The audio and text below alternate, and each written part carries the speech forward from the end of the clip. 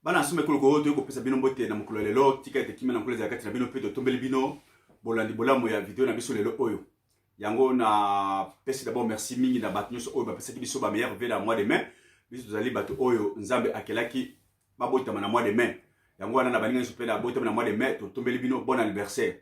Et baninga mingi pe akomeli ngai vraiment c'est mois de mai, mois de grâce, grâce ya nkolo za kati na biso. Ngape na zongi seli bino tika ete grâce ya nkolo ezala kati na bino. Na mokili mobimba bisika bozali na misala bozali kosala pe na mabota na bino pe na ngoka oyo ya COVID-19 oyo tozali ko traverser grâce ya kolo ezala kati na bino pe e protéger bino pe tota la vie a sima ya période oyo lelo tokozonga la chose koloba makambo ya mboka na biso spécialement na mois de mai oyo etoni ba information mingi en rapport ya démocratique république ya Congo tokomeka kolobela na 1 ou 2 points oyo ta eko permettre biso lelo mais spécialement tokoloba liboso na dossier oyo etali pouvoir ya Tshilombo. Zali makam oyo toyebi oyo tolobaka pe mbala mingi mais tokoloba si un aspect ya série ya ba décès oyo ezali ko continuer na kati ya pouvoir ya Tshilombo et puis le temps comme je vais de le dire ko permettre biso to continuer na deuxième point ou troisième point selon possibilité ya lelo.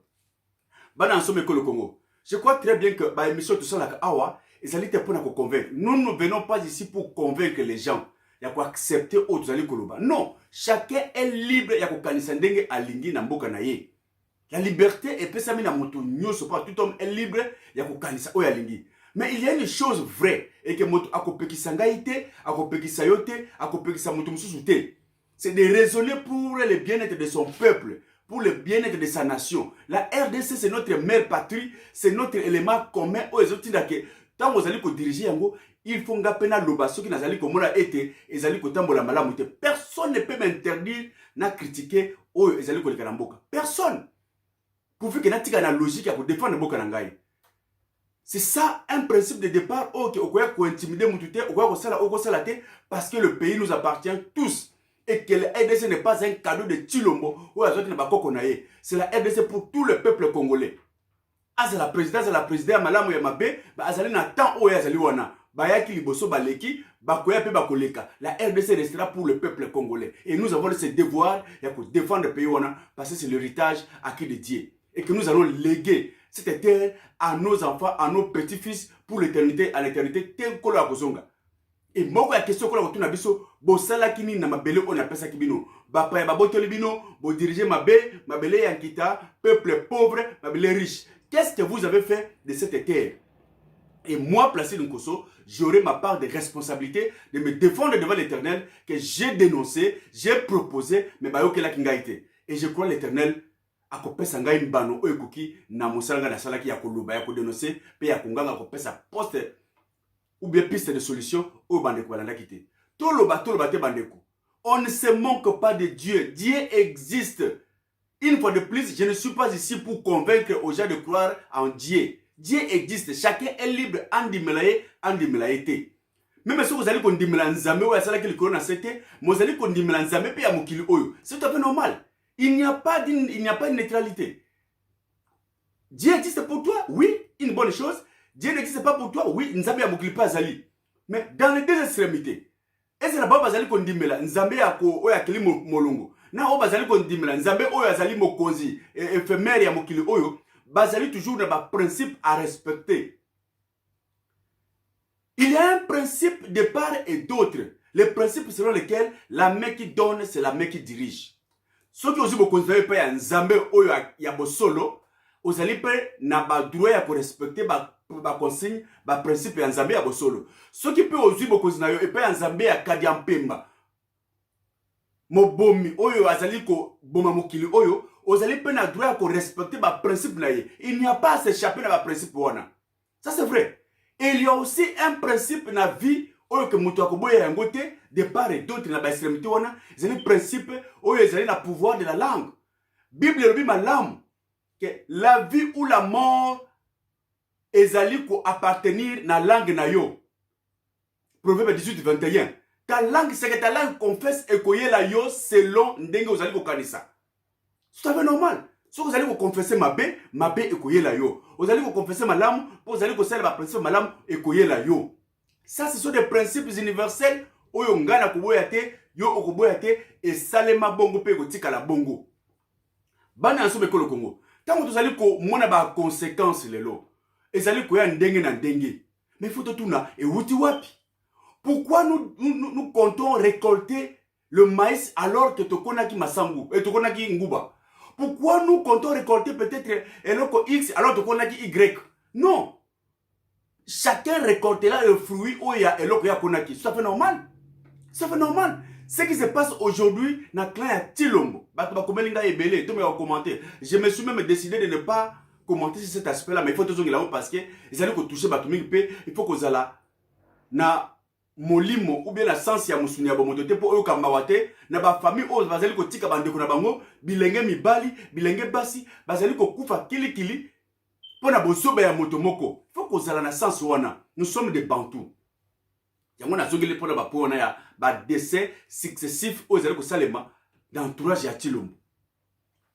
Bandeko Tshilombo avant ba élection to landi pe to yebi na zongeli yango te, qui a promis devant la nation congolaise que ba ko respecter ba contrat ba ye bango tous les leaders ba ko respecter pe moto ya ko respecter te mabeli babe elandela ye zali ba parole.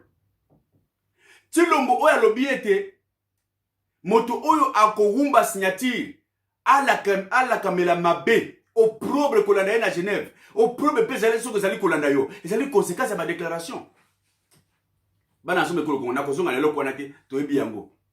Mais totala ndenge na uti koloba pouvoir ya Tshilombo ndenge azweli yango ko bandela na yango et ce que zali komona ba conséquence na yango. Pourquoi les gens doivent s'inquiéter, doivent crier, pleurer pour nous aller courir l'élo? Ce qui va te donner comme on a été.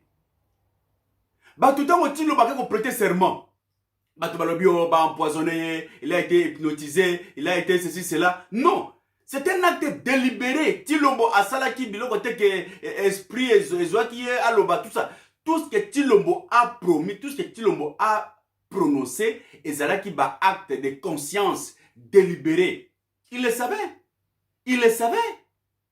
Biloko alobaki na boye même ko répéter ah pas ça ne sert à rien tout ça pour na ko consacrer ko offrir nation na ba maître spirituel na yo ba pesa pouvoir. Boyebi yango. Hein? Boyebi yango. Et aujourd'hui s'il paie les conséquences ou les problèmes. Mais je vais vous rappeler la mission oyo na ba principe oya mokili ozali ko tambola. Bon mona yango pour que et se prendre bien te pe moto azali na mayele à se ressaisir pe akima au moins qu'il est temps de fuir. Parce que le temps vient à un moment donné qu'on ne sera même plus fouillé. Bana somme le Congo. Tshilombo n'a pas été élu. Toyebi yango. Tshilombo n'a pas gagné les élections. Il y a encore des émissions passées na sengi na bana EDPS. On appelle la moko de kati na bino. Et que bon senga Tshilombo. Bon que la Cour constitutionnelle après ça bino ba procès verbal ya élection à Tshilombo qui est le premier président démocratiquement élu na IDPS. Nous avons besoin de ces archives na kati ya IDPS. Na kati ya bibliothèque ya IDPS bana o bakoya bakozala na poste ba mona ba archive ya ba procès verbal ya élection ya Tshisekedi baya na yango. Nazali ko sala ba étude na mokilo pe kotala quelle est cette nation, quelle est cette je dirais ce pays où un président élu au suffrage universel sans un seul procès verbal. En dehors de la RDC, la zone a noté. Le pouvoir pour le pouvoir. Le pouvoir pour le pouvoir a des conséquences. Alors, tant qu'on soit pouvoir na maboko ya Kadiampemba, mutu ya lokuta, ba accord, deal, au signer aussi pouvoir. Mais il y a des conséquences. Il y a des conséquences que absolument il faut on dimelango. Il faut on dimelango. Quand vous allez crier mingi, Kabila, zaliko boma, bomoni Kabila, bandiko salam. Frères et sœurs, bisika bozali kolanda langai lelo oyo. Dans la plupart, dans la majorité des cas, bah, décès aux alliés koleka awa, na sentir ya Tshilombo, Kabila n'est pour rien. Oyo barbaka miso makasi babambeli yo kindoki. Kabila n'est pour rien. Félix Yemoko azali ko boma batuana. Tous ces cas de décès, Félix est responsable lui-même. Kabila n'est pour rien. Oui, c'est vrai. Tu es bien avec bénédiction et politique canabé. Parce que tout simplement, bazali ko gêner ye na plan na ye ya ko vendre là ou bien ko trahir ye na ba ko misa ba secret. Ako bon batuana. Mais les petits conseillers, ceux qui meurent, oh tato Covid-19, non, c'est Tshilombo lui-même. Je donne un exemple typique. kaya général Delphin Kaimbi po bato bakomelinga mingi Placide salisa biso bazali kozela bamona enterrement ya Delphin Kaimbi bakundi ye wapi Maman Ndala akufaki tomoni ba cérémonie Mbuza Mabe akufaki tomoni ba cérémonie Mobutu akufa tomoni ba cérémonie tous ces grands généraux bato minene ya armée ya pouvoir bakufa bakundaka bango wapi ebembe ya Delphin Kaimbi bakundi ye wapi bana asome ekolo Congo bofungola miso. Quand on vous dit que nous avons des Rwandais au sommet de l'État bozali komona yango wapi cimetière bakundi Delphin Kaimbi boko sali sangai. Peut-être je suis ignorant dans article vos informations. Bola kisabiso yango. Bola kisabiso isika ni bakeba cérémonie d'enterrement ya PDG ya Ofida. Bola kisabiso akufi bola kisabiso cimetière naye. Ce sont des Rwandais et ça ne trompe pas. Bandeko ya Bukavu, bandeko ya Kivu. Bolobi ete Delphin Kaimbi ndeko na bino. Bola kisabiso cimetière naye sika bakundiye. Batu nga question na mingi na lingi pena répondre batu o bazali abonné na chaîne ngai pe balanela kabiso. Voilà, c'est la même chose moko les poètes pour Kanamba okufa ceux qui t'ont récupéré bemenaïté boko mona pe bemenaïté kokenda. Jeannette Kabila bako kunaye na Congo te. Bako kunaye na Congo te? Bako kunda bato na Congo te bako zonga na Rwanda mboka na bango bozali komona sont des preuves de signes qui ne trompent pas. Bozali komona bango. Bazali wana Nyarugabo bako kunaye na Congo te. Bizima kana bako kunaye na Congo te. Bakufi bibimena yo kenda ube kolimwa bako zonga bona mabele na bango. Bako songisa bango na mabele na bango. Azaras Ruberwa, bokasa okunela Kinshasa. Na Minembwe, même pas Minembwe, akozonga na Rwanda. Il faut bofungola miso.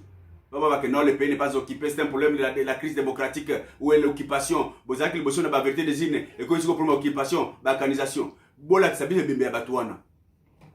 Heureusement que le ridicule ne tue pas au pays de Lumumba. Bana nsome ko le Congo. Awa Félix a eu pouvoir na nzela wana a consacré pouvoir na misala mabe.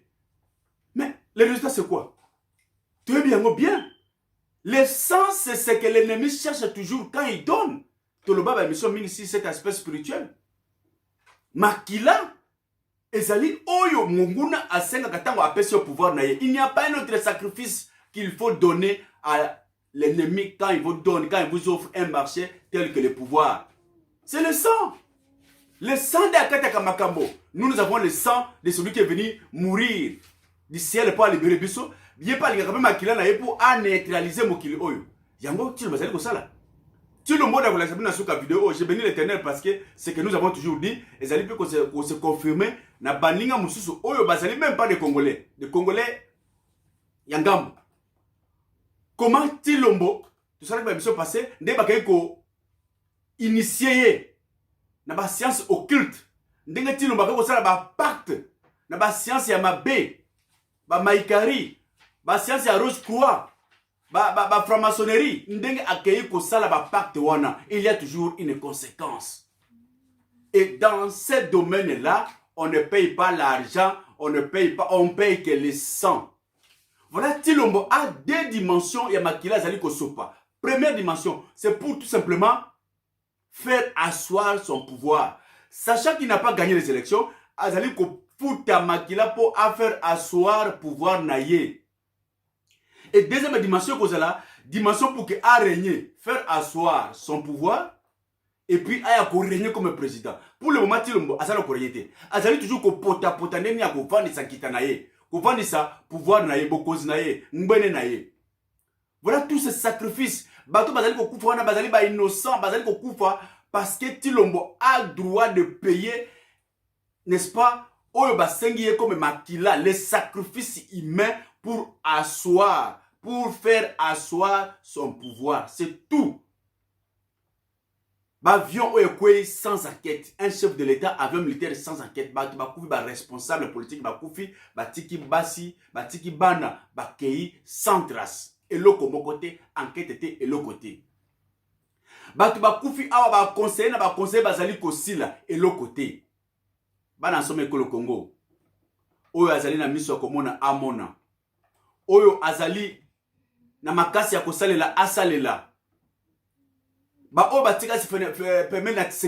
Il est temps de quitter Tilombo. Il va vous tuer, il va vous sacrifier. Il n'a pas pitié pour faire asseoir son pouvoir.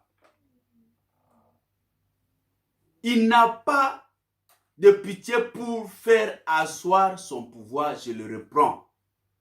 Botika Tshilombo. Tshilombo, sachant qu'il ne mérite pas ce pouvoir. C'est le nom de Tshisekedi qui fait que Félix a son pouvoir. Wana. Pour lui, il n'a rien. Qu'est-ce que Félix a fait dans le pays Oyo pour qu'il ait son pouvoir? Il n'a pas fait une chose extraordinaire pour qu'il mérite le Wana. Si plan politique, si plan gestion de la chose publique, il n'y a pas une différence entre Tshilombo et Kanambe. Change-le Kopamba. C'est ce nom de Tshisekedi qui fait qu'il a son pouvoir le long. Et il le sait très bien. Voilà pourquoi il ne pouvait pas manquer cette opportunité parce que ce qu'a Makakayango, c'est fini. Et comme il aime l'argent, il est prêt pour tout. Il va vous tuer. Tshilombo va vous tuer, va vous sacrifier. Kabila n'est pour rien. Il n'y a pas de poison, il n'y a pas de ceci, il n'y a pas de Covid-19. Ce sont des sacrifices humains. Pour payer le sang na bato oyo bake ko supporter pouvoir naye na nzela ya mulili na kutila bino pe sire na suka la vidéo oyo. Bana somme Congo, il y a des choses. Na kena vacances période moko. Ta Mobutu akangi université na période banguma promotion na kena na mboka kena vacances. Niko kuta ya na ngai azalaki na élevage. Azaka boko la bangulu. Na kuti na moni ngulu mususu penda ya munene na kumpeme na kubota. Na bani ko tuna ye. Haibisika ngulu azwaka temps 3 mois, pas beau, 3 mois, 3 semaines, 3 jours. Yaya, avec toute pression comme ça, qu'est-ce qui va pas? Oui, j'ai l'expérience. 3 mois, 3 semaines, 3 jours. Alors, ceux qui na monique a commis na peme na etawana, yakobota, biloko ko zangate. Il faut na ya na biloko mingi, parce que ngulu aza capable. Après ko bota, ceux qui bilia ezalité, ali abana na ye. Expression na petit kala mutu na ngai jusqu'à présent. Ngulu aoko lia bana na kati bato baboko la bangulu ba yebi eloko wana aza capable alia bana na ye soki awuti ko bota na nzala wana eloko ezali wana te akoko lia bana na ye. Ce principe là, cet exemple là me pousse à justifier ce qui se passe là pour na Tshilombo. Pour le moment biloko ezali ngulu aza ko lia biloko. Mais soki biloko sili akolia bana na ye. Lelo oyo ba conseiller bozali ba charger na boye charger na boye bozali azali ko sacrifier bino. Lobi soki esili. C'est-à-dire, ce qui a le qui n'a été pour que Aza Kolia Biloko na ye pembe na ye, autre comme na niveau tel que eza la famille biologique, ba frère na ye, ba sœur na ye, maman na ye, bokoleka akolia bino parce qu'il n'y a pas de pitié dans ce monde-là. C'est un problème du sang. Et mbala musuba musuba kokufa ye moko kolingate, mais ba kozwaye na nko parce que c'est un engagement, un pacte qu'il a signé. Et tango akosilisa étape wana pour maintenant régner comme président. A kokena ba sacrifice populaire, sacrifice de masse. O boyoka kabala msu président ke iboye akena ki boye mutu ke baluki e akena ki boye na grand marché loko boye salemi na ako kena ba sacrifice de masse populaire pour na ko faire asseoir pouvoir illégitime na ye na mokili ya mabe oyo akekozwa engagement. Yango wana bao bazali ko sambela bozonga simate parce que bitumba ezali pe spirituel. Bitumba ya Congo, libération ya Congo, ezali spirituel. D'abord. Et tout ce qu'on voit physiquement, ezali ba conséquence. Le pays est spirituellement en otage. Le coup là, le coup ba Tshilombo. Tout le monde a pris à Mobutu. Tout le monde a pris à Prima Kuria. Tout le monde a biloko wana. Et la même formule. La formule qui vous donne le pouvoir, qui vous donne les bons résultats, voilà Tshilombo pas à continuer le pouvoir. Surtout que lui au moins n'a pas été élu. Bana sume ko le Congo, bo fungola miso. Bo fungola miso bazali koloba Tshilombo bato bazali ko kufate ezali kanambe te, Tshilombo azali ko sacrifier bato wana na ba engagement oyo asali si plan ya kindoki na pour atikala. Toko tiela bino bola na bo tika émission na zelate, bola te na suka na tiela bino moi extrait. Et après ça, deuxième étape ko la étape ya sacrifice populaire. Yango wana botelema pona kotela mboka na bino na mabondeli. Le pays a besoin de sacrifices spirituels pour sa délivrance. C'est là où commence le combat de la libération de la RDC. Tshilombo a vendu le pays. Tshilombo vient encore de vendre le pays comme Batu Aliboso, ses prédécesseurs. Et nous n'allons pas laisser comme ça. Voilà, nous sommes pas pessimistes, monsieur Akomona, vous allez pas Komona, vous allez quoi avertir le Mokili. Tshilombo n'ira pas loin. Et quand les prières nos prières, nos sacrifices. Et il y aura maintenant la guerre entre deux forces. La force du mal et la force du bien. Et notre force, comme la force du bien domine toujours, et Tshilombo sera bloqué, par conséquent, Yemoko Akoleka. Akoleka.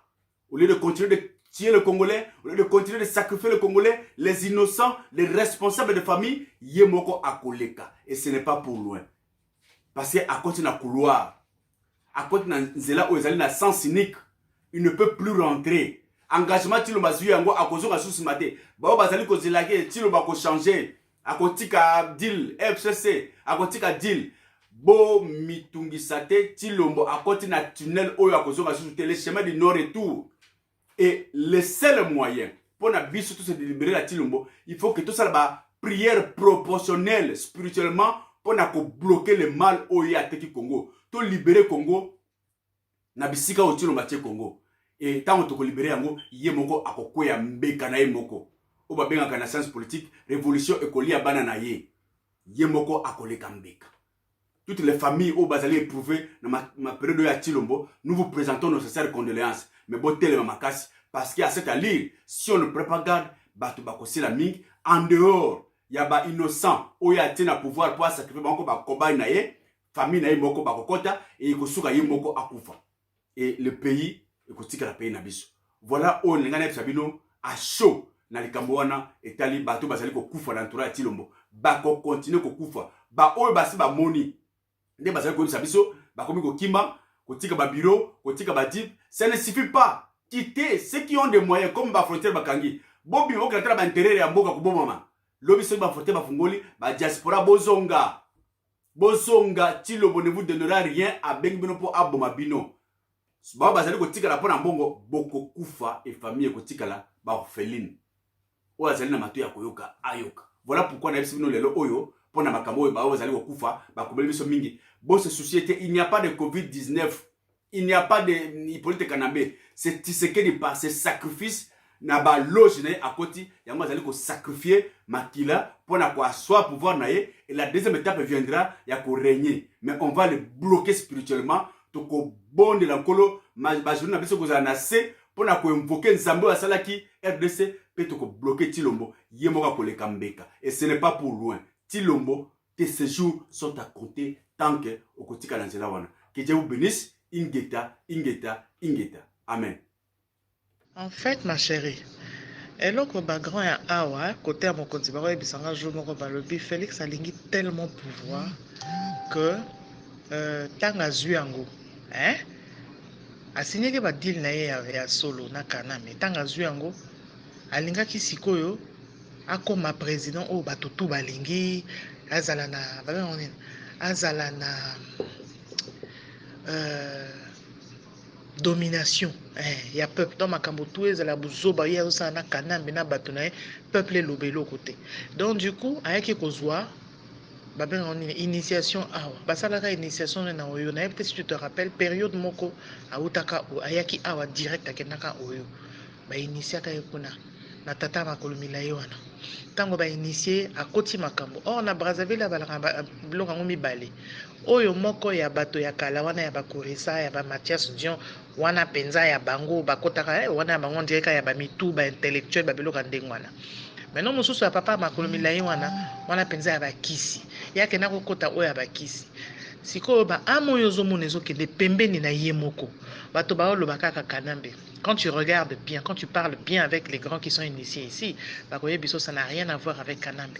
Yemoko ayebi eloka yako signé awa pour que azwa pouvoir. Parce que yepé nandenge a pouvoir, aningaka azwa pouvoir comme ça, hein?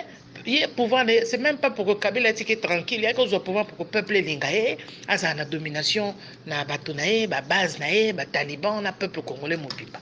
C'est ce qu'il était venu chercher, à signer. Oh, yabiso awa, oyebi ke zalaka mabe, parce que yabiso toteka milimu, yabiso zalaka makila, yabato bakufaka. T'as la présidence ya Kanambe, de toi à moi, bato bakufaki, oui, ya Kanambe pesa la ki ba masse, bato bazo kufa.